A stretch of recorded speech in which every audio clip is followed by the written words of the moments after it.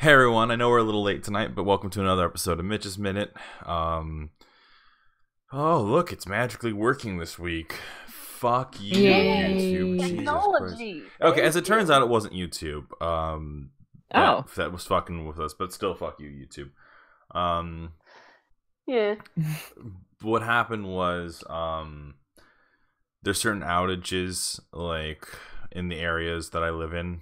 And apparently, I have to be a little bit more cautious about just that kind of shit. Because, like, the upload speed was, like, 100 megabytes. And, like, the download speed was, like, 100 megabytes. But, like, the upload speed was, like, 2, not even, like, 0.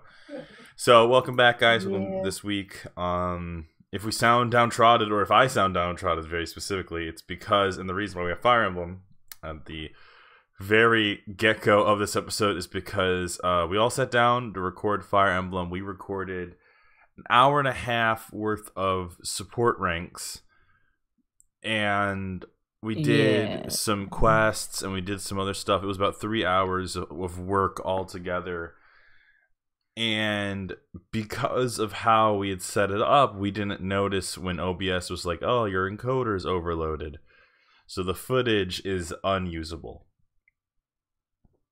And Which is unfortunate. it sucks. Yeah. It is the worst feeling in the entire world of having, like, all this work you do just mean nothing. So a part of me is like, I know we have to do the links again, but it's like, I don't. But also, that's 1.5 hours of cutscenes. Well, that's basically. the thing. We have the save file and we have everything set, and the only reason because I would have said, well, let's just take a break from it, but I already was missing a week of Fire Emblem episodes last week because we needed a break so everyone can catch up. And now it kind of feels like we're fucked because when Tuesday comes around, you know, we have to do this over again, but with no sense of charisma or reaction or anything. It's going to be an hour and a half of all material that we know, because it is. And so it's just, you know, you get to miss the fun reactions, like Lorenz being a piece of shit, and Ignatz shooting an arrow in the sky and laying on the ground to see if God will smite him today. Like bits like that. You're gonna miss all that. You're gonna miss the weird, like, all that stuff, like all these just real key moments. And I've never had to re-record something because of a problem like this. So, like, in my mind, it's like, okay, how do we go about this? A big thing I try to sell on Save Point is a sense of genuine reaction and stuff. So, like, how can we do an hour and a half of, like, being like, well, yeah, we know what's happening because we've done it already, when, you know, and it's just another technical aspect of the show that just kind of fell apart. And it was the way that we set up the recording bit, because they couldn't, like, no one could see the encoding was off, and I never run into these issues, you know, and I never have to deal with this kind of shit, but here we are, having to deal with this kind of shit. And so happens to everybody eventually. Yeah, you know, we had a good luck run, and now we just have to kind of wallow in it for a bit. But you will get a Fire Emblem episode tomorrow. That's all I kind of wanted to say about that. Whether you get some, like, you will not get one on Tuesday. There's no fucking way we can get it out, because there isn't. That's fair. That's fair. But unless I split tomorrow's up, but even then, I'd rather just have a big chunky boy out there than split the chunky boy up. Yeah, but if it doesn't break properly. Yeah, no, it just sucks, because we still have, like, because Nate has his Dongan episodes, like, that stuff's set up and squared away, and we have tons of shows that haven't even premiered yet, so there's that too. But it's just, you know, going from today, There'll be stuff for sure, but yeah, it's just I want us to progress and move forward, and I don't want us to have to replay and redo, and it just sucks. So, like I said, if I sound a little downtrodden during this episode, or if it sounds like I'm tired, it's because I'm fucking exhausted. I spent a good majority of my day off, like, fucking trying to figure this shit out, and it should be good. I mean, for fuck's sake, it's working now on OBS, or I'm using OBS right now to do the podcast. So, I mean, we'll see. So, we'll have to see how this turns out. So, fingers crossed. yeah. Or That being fingers and teeth, as my grandmother said. what? What? Yeah. That was no. This is a sentence my grandmother said to me. I'll have my fingers and teeth crossed for you. Oh. Oh, okay. Okay. But yeah. So that's the preface for today. I realize now that having the episode called Problematic and having a big picture of Garnet is a thing from last week. No. It's it's a thing from last week. We shit talking today? No, we were shit talking last week. That's what happened. No, the topic we started last week was basically character that is super popular, but we aren't personally all that fond of. My example was Bakugo, and Mitch was starting to bring up some stuff about the Steven Universe, and then technology happened. The episode was called Problematic because YouTube and Spectrum Internet is problematic. So that's why it was called Problematic. It had nothing to do with fuck. I was just gonna say Garnet in season fuck it, I'm just gonna take this one down. Garnet in season 1 is my favorite Garnet because it's that cool, calm, mysterious Garnet, and then like the irony that I always point out is in the song during Jailbreak, she says, "I am more than the two of them. Everything they care about is what I am." But then she feels like she becomes exclusively them. Where like it feels like the emphasis became the fact that she is, that relationship. Sapphire and Ruby. Right. Yeah. And so it almost and it's how I interpret the characters and how she was written from that point on. But like it felt like when they wrote fusion characters, they took personality traits and applied it to that character. And while Garnet was always designed to be a fusion, I'm sure the audience got to know her as having as a singular entity first. Right. Yeah. Yeah. And when they split her up and writing forward from that point, it almost felt like there were aspects of her character that were like, oh, well, that was just Sapphire, or that was just Ruby. Like it never felt like that special thing that made Garnet the way she was before, ever really re-emerged after that. And then like, that was, and that's just me. That's just what I feel, and obviously like, people love Garnet, and I still like her as a character. It's just it never felt like it moved beyond that. So I guess maybe that wasn't a good example because you didn't like Bakugo like at all. But I don't feel like I have a character. I don't have a character like you guys feel like that, where it's like a character that everyone likes that you find or that you don't like. It's I mean, without going into character oversaturation and shit like that, and being like fucking I don't know, because it I also feel like I worded that wrong. Like what was Ren, what was the topic from last week?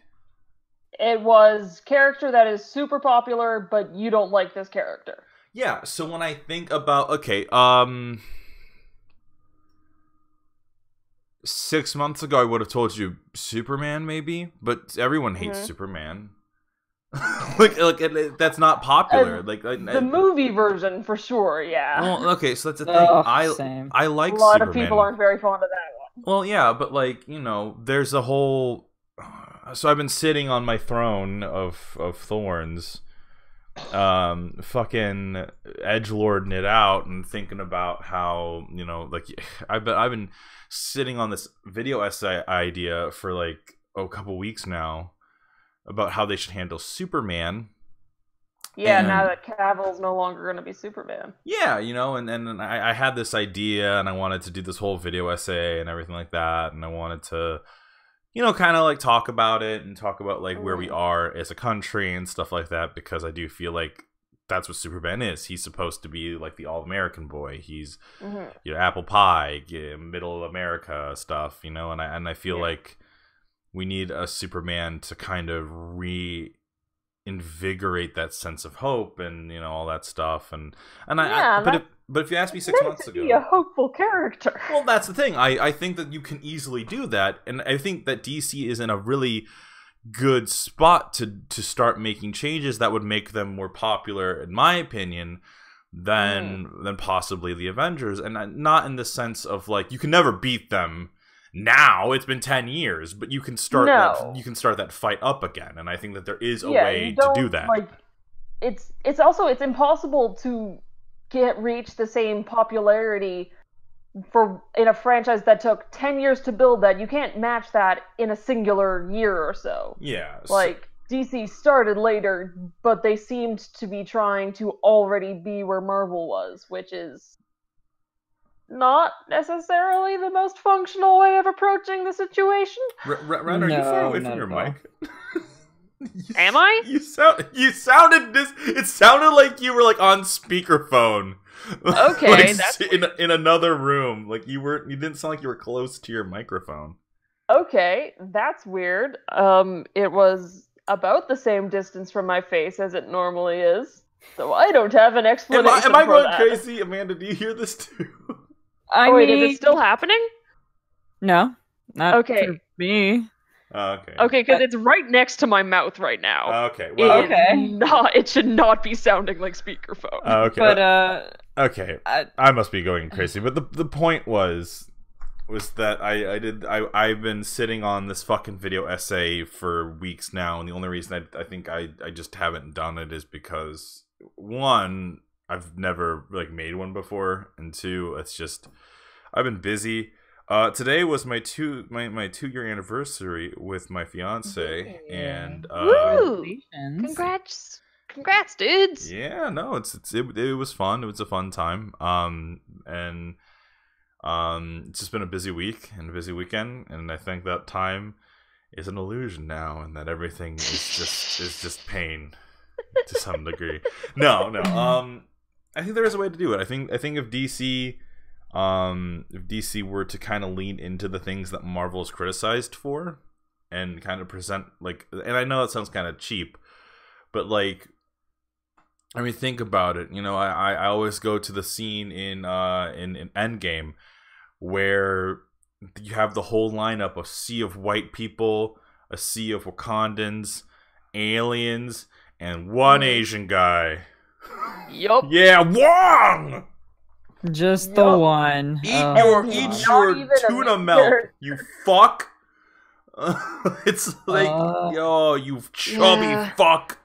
Like, I love Wong, but like, I hate the fact that like people will like that he was the only one for the representation. Yeah, because okay, let me put it this way: how much more do you have to tug fucking like white people's dicks when it comes to like, I'm master of the mystic arts, Doctor Strange, a white man, and then he descends from like the fucking portal, or. And the thing is, I've actually seen a lot of people who thought like interesting ways to do Doctor Strange is like if he was Asian or if he was like biracial Asian, it would be really cool, like because he's very like super into science and stuff, but maybe like going back into what was originally a Tibetan practice, though the movies made it ambiguously Chinese, I think. If I'm remembering correctly. No. What happened was they had a Tilda Swinton.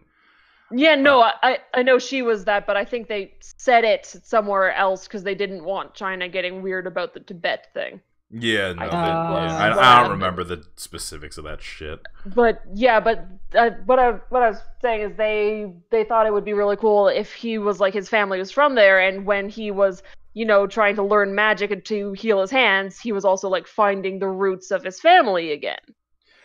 Which could be a really cool story. That could be an interesting story. I would just argue that it is as simple as simply casting. You don't even have to change that many details. You don't have to change a fucking detail about that movie, because when you change the race of a character, you shouldn't have to change entire spoonfuls of the goddamn script to fit that character. No, and like they probably, I wasn't saying like they needed to do that. I think that would have been an interesting, different story to tell. Yeah, no. Is what I was trying to say. Yeah. Like, you know, I think at the end of the day, because I don't know if I'm gonna do the fucking essay or not, but if you guys have a chance, go look up Hernan Guerrera. He was a Superman in a cartoon, movie called Of Gods and Monsters. And essentially, the thing that makes him work and the thing that makes him interesting is he is Superman. If Superman wasn't found in Kansas, but on the Mexican American border. Oh, cool! And he was brought up from an immigrant family. And he knows his line. He knows the hardships of American life, and I think that Superman, that could be like one we need like right fucking now. I am very happy that I showed you that. It would be a pretty it would certainly make a lot of specific demographics mad, but it would probably be a really cool character. Okay, so fuck it. Why not? Let's just fucking talk about it, because okay. Fuck it. At this point. So here's my idea. This is my idea. Like, I know we had some other stuff lined up today. Fuck it. I want to talk about this. I'm tired. I'm down to talk about this. It's been a long fucking day, and let me just express some of my thought process here, okay? So DC, you would never fucking watch this in a million goddamn years. But I'm telling you right now, I've got a way to save your fucking shithole situation you're in. So fucking send this shit out to fucking DC. I don't give a shit. Okay? Also, Insane Oddball, yes, very apt. Look, you know what you gotta do, DC? All you gotta do is literally take every fucking thing that Marvel was criticized for in the last 10 years and just do that. You already did that with Wonder Woman, you fucks. And with Aquaman to a certain extent. And I remember, like, the Shazam movie was something that a lot of people really enjoyed as well. Yeah, because they changed aspects of the formula up. They did things different. They tried different things. And yes, some of that... And they also put some joy and life into their movies, which is nice to see. They also added diversity picks. Gal Gadot is a wonderful Wonder Woman. I know. I wasn't too keen on the movie itself, but I think her as a character plays really, really strong. And I think that Jason Momoa has made Aquaman his own, and he will be the Aquaman to be remembered in the same way that Christopher Reeves is the Superman that people remember. Yeah, he's definitely replaced the Super Friends Aquaman in the public cognition thing. Thank God. Which, So here, definitely the superior Aquaman. So let's just go over the idea. So the idea is that you are in a bad situation, DC. You fucking lost Ben Affleck and Henry Cavill because Henry Cavill, you know, that guy, he's kind of... He didn't... Yeah, he certainly is that guy. He didn't get the Superman treatment he wanted, and I think he bailed. And Ben Affleck is, you know, he has to deal with his own demons and just bailed from Batman. So you're out of Batman, and you're out of Superman, which are the two biggest players in the entire Justice League. You are in a shit show. That is like if Tony Stark and Captain America were like, fuck it, y'all, and fucking left. So I mean, that's sort of where Marvel is at. Yeah, but that's after 10 years, not 3. Yeah, they set everything up for their, like, pseudo-replacement characters, Yeah. So they at least got some prep work out of them instead of them just going like, I'm not going to shave my mustache and fuck you, I'm out. So let's go over your situation. So you have Joker coming out, which is going to be a fun little piece. It looks like it's gonna be enjoyable. I mean, the last 2 movies you made, Shazam and Aquaman, were real solid. They were real fun. So I say, fucking just lean into it. What is one of the things that Marvel has always been kind of like shitty about? Putting white males in the forefront of their movies. And I know that this is a weird kind of bit where people will be like, well, Mitchell, you can't discriminate against da-da-da-da-da. Well, fuck it. It's a theory. It doesn't have to fucking, like, we're not talking about, like, real-ass things that they're gonna do. It just, isn't it kind of weird in Endgame that where it's all white people? It's supposed to be a celebration of 10 years of movies, and then in that moment I realized how fucked it was. Yeah, you're not wrong. And like a lot of people are like, oh, this diversity isn't realistic and oh, yada yada. But it's like, okay, let me tell you something. I've grown up in both urban places where you walk down the street, there's people in hijabs, there's black people, there's Asian people, there's all sorts of people in the real world. Diversity is not some imagination town. That's just how things exist. Also, if I can find a little old Indian lady in rural-ass Nova Scotia selling curry at the farmer's market, you can put a black person in your film set in the middle of an American urban center. So what I think should happen is you have to explain where Superman and Batman are, right? So, like, how do you do that? Well, oh no, the universes collided. Just hit the multiverse button before Marvel does. Because that would work. That would be great, honestly. You hit that, and it would also explain the actor change after you've dealt with this. Exactly. So what you do is you hit that button, say that it's some big cataclysmic event, and have Jason Momoa and Gal Gadot and the guy who plays the Flash, whose name escapes me right now, and just have them all kind of like dealing with it and like be like, what's going on? Oh, like, you know, like shit's, you know, the whole world shaking and stuff like that. And it would also be a really cool opportunity to do other genres within like the Superman stuff, like the X-Men, the Logan movie, where we got to see Laura, you know, X-23 mini Wolverine clone gal. That movie was technically a superhero film, but a very different genre. In the middle of this giant cataclysmic thing, you could have some pretty cool settings for maybe some of your smaller heroes to give them like a little place to shine as well. Exactly. So what you do then is because that's something that they're doing with Joker, and it's something they're doing in general that I really like. So have the world shake, have the world stop shaking, be like, hey guys, where's Batman and Aquaman? And everyone's gonna be like, what? Who? What do you mean? But like, and then it's like not even who, but like more like we can't find them anywhere. And then maybe have it so that like, well, you know, like it's like, oh, there's someone flying through the sky. Well, it clearly must be Kent. And then have it so that like it's like, oh, he's confused. It's somebody else entirely. He's still saving people and he's still helping, but he's confused. He doesn't understand what's happening. Introduce Hernan Guerrera. Hernan Guerrera. You know, he is, if you ever get, like, look up a picture of him, he's Superman, but instead he has a goatee, and he has a trench coat, and he looks cool. I see him, he does look cool. He looks really cool! Very cool. And so have it so that, like... It's a good aesthetic. It's a little bit edgy 90s, but it works for this dude. So, like, have him fly in, and I know this sounds cheesy, but just hear me out. Have him fly in, save a family, have the family speak Spanish to him, and have him speak it back. So that you already or Portuguese, depending where he's from. Well, yeah. He's like, according to like the comics, he's straight up like right on the Mexican American border. Yeah. So have him speak Spanish to a family and have them have that moment where they're like, "You're not Superman." Yeah, you're not. You're not Farm Boy Kent. Yeah. The fuck? And have that moment, because that also is an important moment to the audience.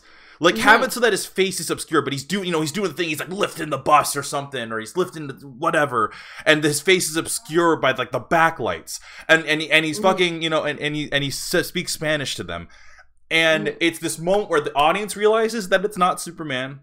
But let's face it, marketing's gonna fuck it up, and they're just gonna plaster his face everywhere. And then, you know, you have the moment. With like when Winter Soldier was coming out and Bucky's face was on the posters. Exactly. So like, yeah, or you know, fucking the new shit with Star Wars. So what you do then is then Aquaman and fucking Wonder Woman and the Flash are like, they find him and they're like, who are you? It's like, I'm Superman? And then, you know, have that moment. Have a little bit of levity with it. It's like, are you Aquaman? Aquaman in my universe is white. Just do something funny. Just have fun with it. Make it. You don't have to make it like witty and goofy and shit like the Avengers, but have some levity. God. And I mean, you can't be doom and gloom all the time, because then you just get depressed by the end of the movie. That's part of why I couldn't get through Man of Steel. Because it's just like there was one emotion, and it was the only one everybody was allowed to have after 5 minutes of existing. Yeah. Next Gen Console says, why not have a Batman mystery solving movie, a crazy alien style John that movie? Would be fun. Something that Marvel hasn't driven into the ground for the last decade. The world's greatest detective be a freaking detective. We'll get into that. We'll get into that. So in my hypothetical fanfiction movie. Also, I want to see Jason Todd. Okay. Yeah, it's not gonna fucking happen, I know. So in my hypothetical fanfiction movie, I would love it if you had some, like, I want him to be Superman, but make it very obvious that he feels like he's weaker. Make it so that Superman, like, not like, oh, I'm a human, I'm being fucked up by kryptonite kind of shit. Like, have it so that, like, he's you know, he's comparably strong to Wonder Woman and Aquaman, yeah? Because when I think of the powerhouses of the team, Superman clearly is S tier, right? Yeah. With Wonder Woman and Aquaman both being on the A tier. Yeah. So, but like lower him down to A tier and have these moments where like fucking Jason Momoa's like, I'm stronger than Superman or some shit like that. Have fun. There's nothing wrong with having fun. You can have serious shit. And you could have him have him have a character arc where he rises back to the S tier. At the very end of the movie, we have that. Cool. But okay, but we're getting there. We're getting there. Yeah. So can I just preface by saying? Can I just say that I would be so fucking excited for them to meet fucking Twink Pyre fucking Batman. Fucking a Twinkie ass vampire is amazing. So we're getting there. We're gonna get there. I forgot that Patterson got cast for Batman. So we're getting there. We're getting there. So what we're gonna do from that point on, have everyone kind of confused, but also make it important to the idea we don't need a big fucking villain, and I cannot emphasize that enough. We don't Honestly, this is a setting that doesn't necessarily need a villain. You're already fighting against the force of the universe falling apart. So make it character driven for the protagonist. But here's the thing that's not going to sell. So I came up with two solutions. One is you make a movie in which the cataclysmic event itself is the problem, or two, we're going to introduce Jon Stewart. So Jon Stewart is going to pop into this movie. He's going to come in and he's going to explain what's happening because he's from outer space and he has an idea. Like, I know that sounds dumb, but he's part of the Green Lantern Corps and he's like, hey, so what's happening is this. And we'll make up some dumb bullshit like, oh, well, the lanterns are like the bases of like the clothespins that keep the universe together, but maybe not Sinestro, but like fucking like the red lanterns they're so pulling some shit again. They're so unbalanced that the clothespins of the universe have started to fucking like undo itself and are starting to collide within itself. So what we have to do is we have to find some dumb shit on Earth or whatever, yada yada yada, and make a device that'll act as the new clothespin. So that we're going to essentially say fuck the Red Lanterns and we're going to make a new clothespin here on Earth. And all we got to do is build something out in space or some shit like that, right? And so that could be the Watchtower. Exactly. The Watchtower becomes the new clothespin. I like where this is going. So, but so what you do then is like, okay, and that makes sense for why they're up there all the time because they have to guard it. So what happens is like they have to build it, but now Bruce isn't here anymore. So what happens is the money have a really sad moment, you know? Maybe how do we pay for shit now? I guess we're gonna have to have a Justice League car wash. So what happens? Hey, Green Jason Lantern Momoa brings in all the money. No, Jason Momoa just washing cars with his titties. Or you know, Atlantis treasury maybe. Exactly. Yes. Also, you have the Atlanteans, you have the Amazons, and you have humanity work together to speedily make this fucking space station. And what you do is, and you know what? If you need those villains, have the Red Lanterns be like, "Hey, we know what you're trying to do," and have we're trying to stop you. And so don't make one single Red Lantern leader. Make it a swarm of them trying to stop them because they're like, no, the lanterns will be ours or some shit. Or if you want a more Earthside villain, I'm sure there would be like corporate or government people who are a little bit what is this holding hands and helping each other, kumbaya nonsense, what is this? And they're interfering with things. You could have that as a potential villain as well. Yeah. Or a B-plot. There's already the tension between the Amazons and the Atlanteans and the humans working together, but hey, guess what? In Justice League, you established that happened before. And maybe that's the speech that Hernan Guerrera gives to the Earth. He's like, I know that I'm not from this Earth, but I have read up and I understand that at one point, we all stood together, united. And in that, and make Hernan Guerrera the fucking beacon. And I cannot emphasize this enough. I need it so that Hernan Guerrera is a character that's introduced in this movie, and also by the end of it, when everything's done and good, and the tower's there, and the Justice League are sitting together, they offer him the chair because he has the qualities of a leader who can lead them. And then, so the whole movie essentially boils down to building the station, fighting off the Red Lanterns, and when the station's finally complete, you know, maybe you can have some bit where it's like, oh, we'll use some Kryptonian technology or some shit like that. When the beacon's finally set up, the clothesline locks in. It is now a new position. Like, you know, maybe the Green Lantern, maybe like, you know, Jon Stewart's helping out and stuff, and you know, like all of them are working together, and you have that moment where it feels like the Justice League, because for a lot of people in our generation, the Justice League was a fucking kids' television show. Yeah, I never watched Justice League, but I do remember Young Justice, and having that Watchtower be up there was kind of a prominent thing, because that was where all the adult heroes that they were aspiring to were working from. So, like, you have, and maybe make it so that, like, and what I want is before everything could be done, is I want the tower to, for some reason, to be falling into the Earth's hemisphere. I want, like, all the Red Lanterns. That would be like the Red Lanterns trying to shove it down so it causes a cataclysmic event on Earth, so none of the humans and Atlanteans and Amazons can possibly create a new one. And so you have a Wonder Woman and Aquaman, and the Flash is doing something too, and the Flash is doing something. You have Jon Stewart. Everyone's pushing up. Flash is probably one of the greatest people to have constructing the station.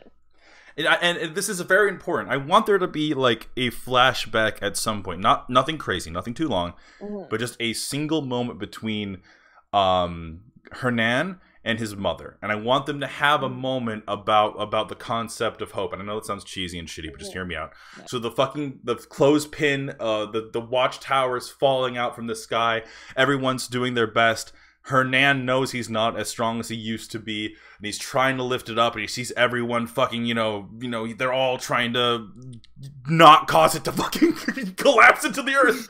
And he's doing it, and he closes his eyes for a moment, and he sees a vision of his mother, and his mother gives, it's an old flashback from, maybe earlier in the film, and his mother tells him, that that people have to have hope, and it doesn't matter, there's some things that seem shitty, but you have to have hope. And in that moment, it's old OG Superman strength, and the old theme plays, and it's very important that you give Hernan the old Superman theme, like dun dun dun dun dun, like from the original movie. That would be great. I would love that. Would be great. Like, have him struggle and like. That would be cool. Have that moment, and he puts it back into place, because all the Red Lanterns are still pushing down, but he's pushing up, and you see him struggle, and maybe he screams or like goes, "Argh!" or some shit like that, and the station gets put back into place, and then Hal Jordan does the thing where he ignites the watchtower, so now it's the new, not like permanent, but like it's like, oh, it's a new Lantern Corps, whatever, and it blasts all the red ones away, and all of them get thrown into the multiverse spiral or whatever bullshit. Like, you know, they're like, we'll get you again, Justice League, and then make a joke where it's like, no one said that's what we were called. Like no one, you know, have a bit where it's like, that's not our name. We didn't call us that. And then, you know, have it so that like Superman, like everyone's tired and Superman flies up and the sun's like behind him. Lois grant them the name, like the original Lois from the movies, just as kind of like a nod to the original Superman movies, but still moving forward. Yeah. And so like you have that, you know, you have a fun moment where like maybe the rivalry between Aquaman and Superman comes to that end where he's like, nope, I gotta bite it when you bite it.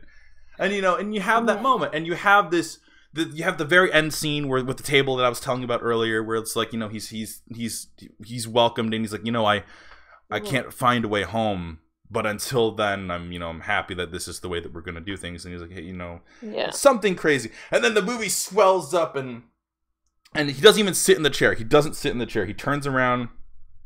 And they're all like, where are you going?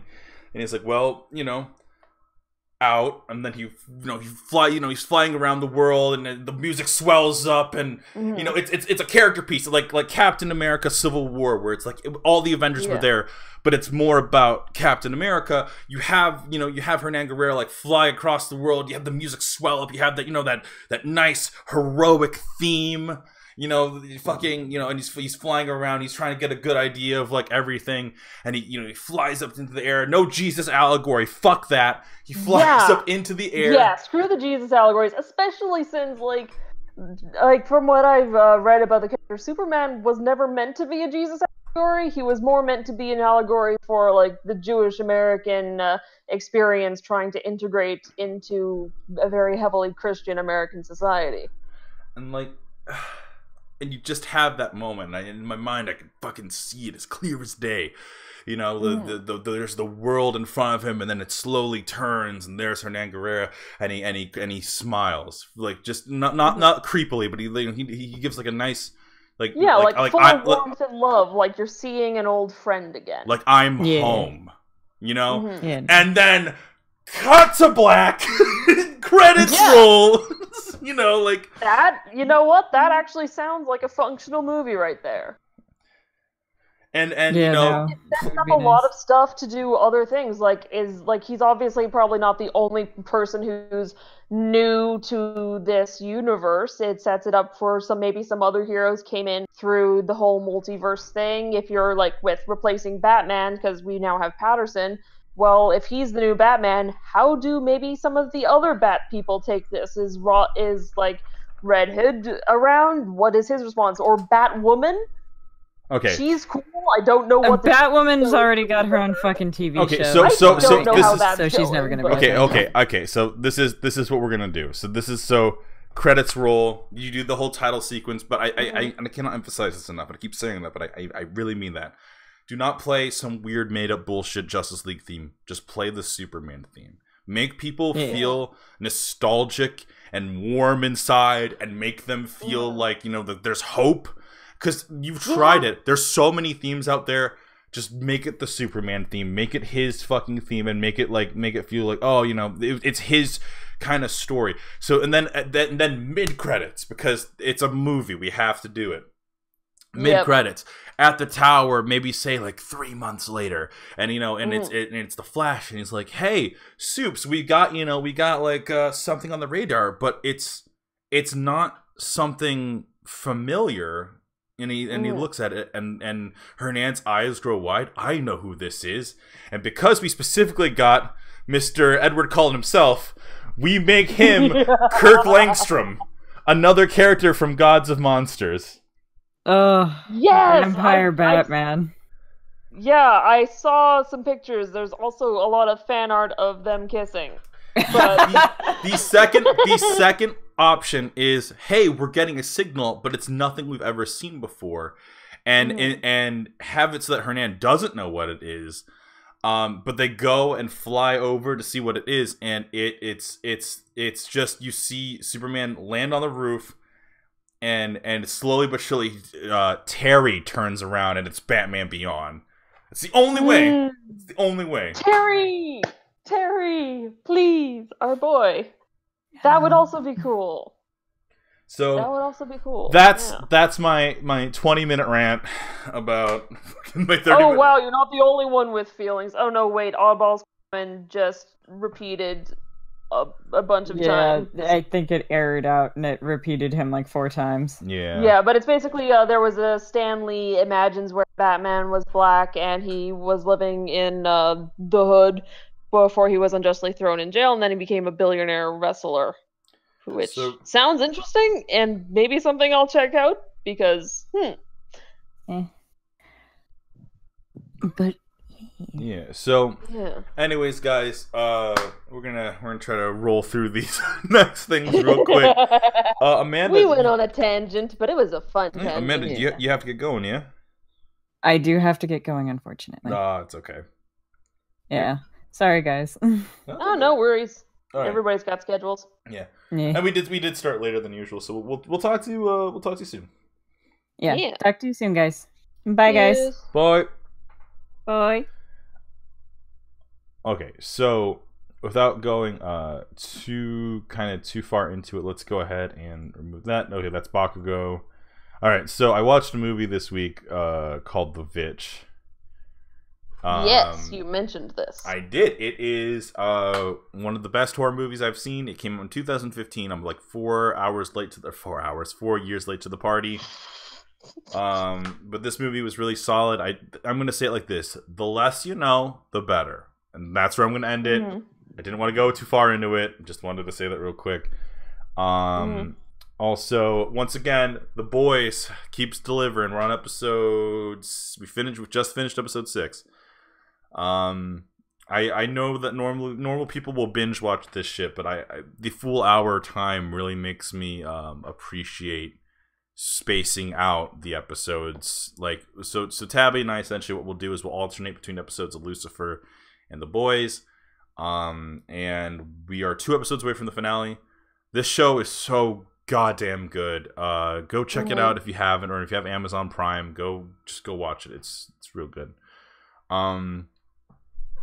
And that about wraps us up today.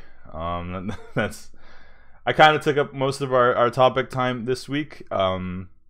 It was a fun tangent. I enjoyed it. Yeah, so that's my thought process. My thought process essentially is in one movie, you make something that's so different and unique compared to some of the Marvel, maybe not unique, but like it's so different compared to some of the Marvel stuff we get. And at the end of the day, you're probably wondering, well, Mitchell, I didn't know you had such a hard-on for DC. I don't.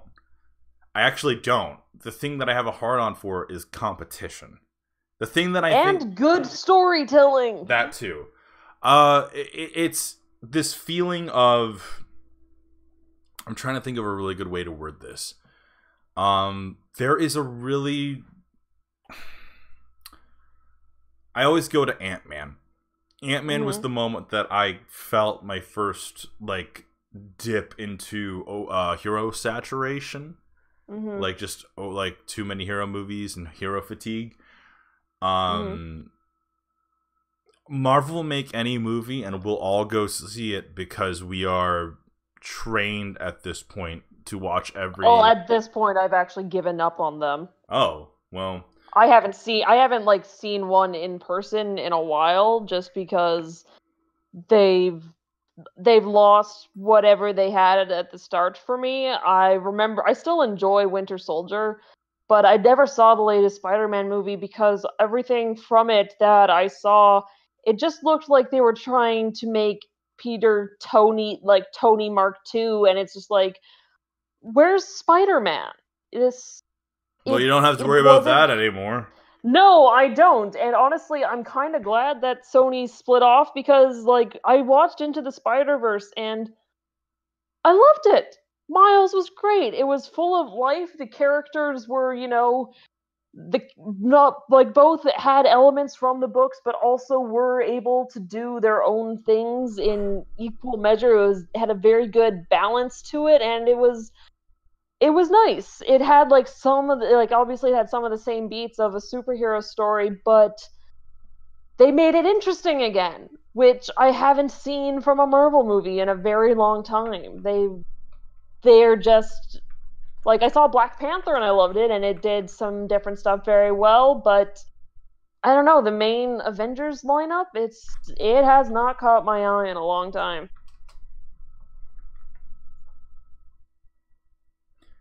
Well, I will say this. It's something in which I need someone to kick Marvel in the balls. Yes, that would be nice. I need someone to be their direct competitor, because the idea that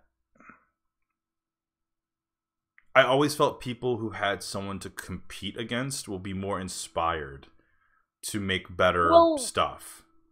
Or at least make different stuff and not the same thing 20 times with a new coat of paint. Like, when you're, it definitely increases the amount of effort put in, which is nice. It definitely makes me wonder if I had watched Doctor Strange as my first Marvel movie, would I appreciate it more? Or how much does hero fatigue truly affect the movies themselves? And I think that's kind of where I'm at. I need there to be a diverse, fun team of characters that can actively be the competitor to Marvel. And yeah, the mouse has a lot of power there, but I think if you make good movies and focus on making good quality movies, then I think that they'll be okay. And and honestly, if all you're doing is trying to make a mirror, people are going to go for the original. DC needs to find a footing to do their own thing and have it actually be their own thing and not just knock off Marvel when it comes to the movies, I mean. No, you hit it on the nail there. It's one of those things where I feel like if comic book movies are going to get better from this point, they need to have that sense of they need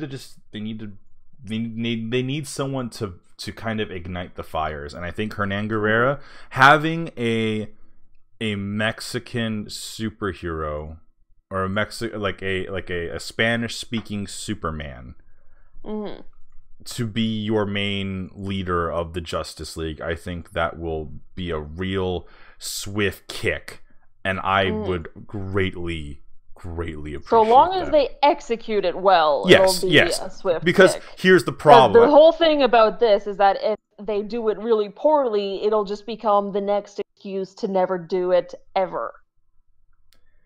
And I hate that about when people try and make things diverse, because not everybody has great ideas when they're doing things. And that's true regardless of how diverse or generically white your casting is. But yeah.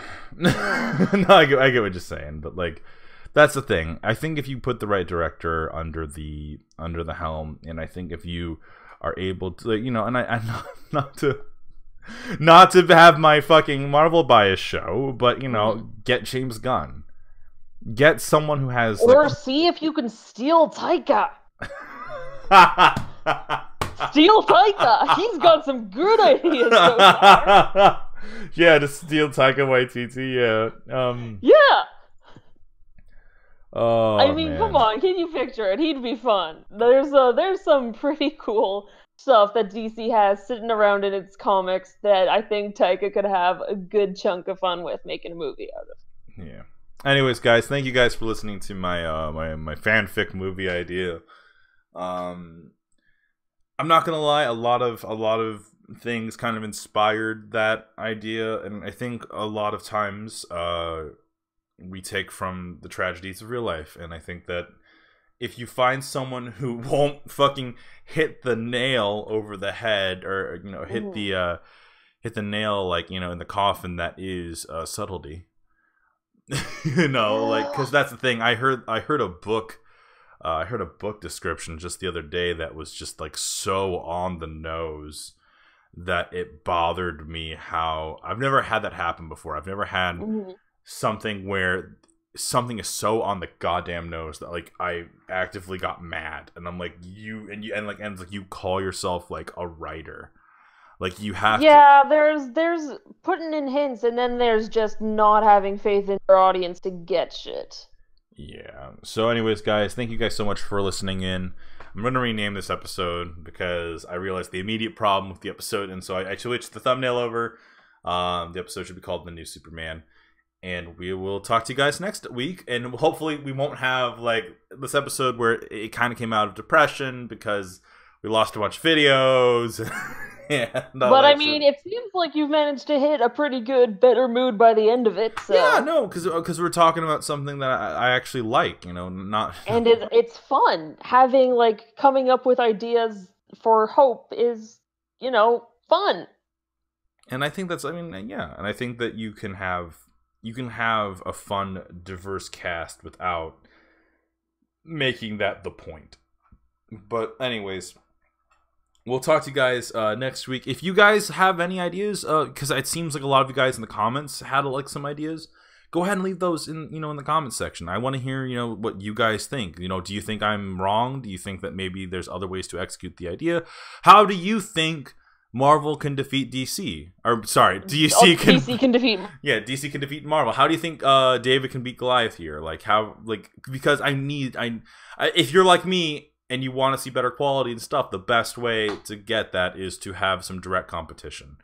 So we will catch you guys next week. Laters! Cheers!